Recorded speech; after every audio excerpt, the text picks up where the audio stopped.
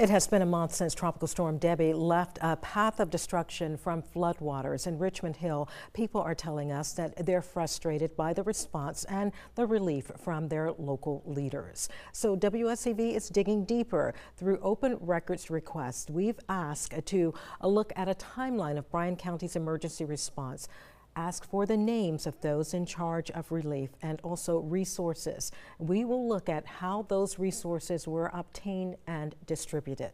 The city of Richmond Hill says it has completed debris removal except for appliances that contain hazardous chemicals like refrigerators. And so far, they've removed 7,000 cubic yards of debris. That debris removal started on August 22nd, according to the city's website. However, a returned open records request says it started on the 27th. We ask about mutual aid between the county and city when it comes to several factors, one being debris removal. Now, according to emails obtained through open records, Bryan County Public Works approached the city to help pick up the storm debris.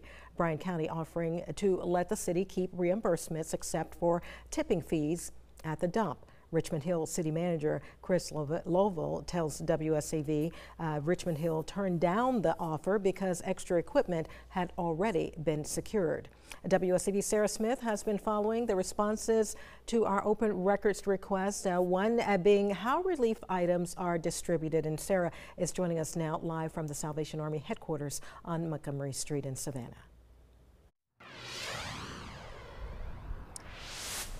Well, Tina, some online groups have said that the Salvation Army and other nonprofits left Richmond Hill because of confusion over resource distribution, but they want to set the record straight.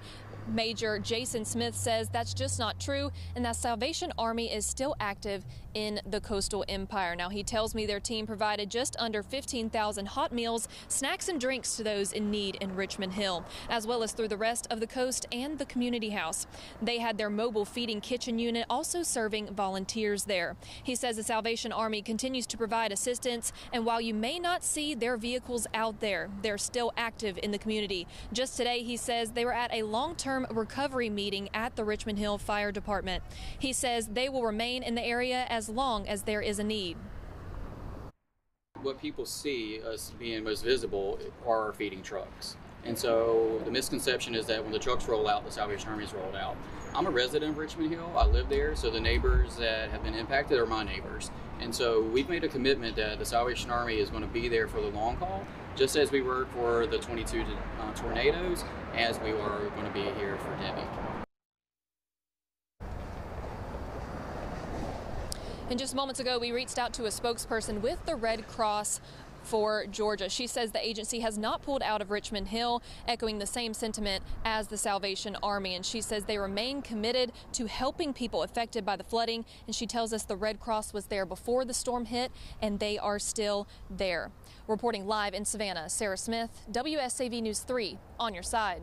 Thank you, Sarah. WSAV will continue to update you with official responses by both Bryan County and the city of Richmond Hill as they come in. You can follow along as well as read all the documents received at WSAV.com/investigatesresponse.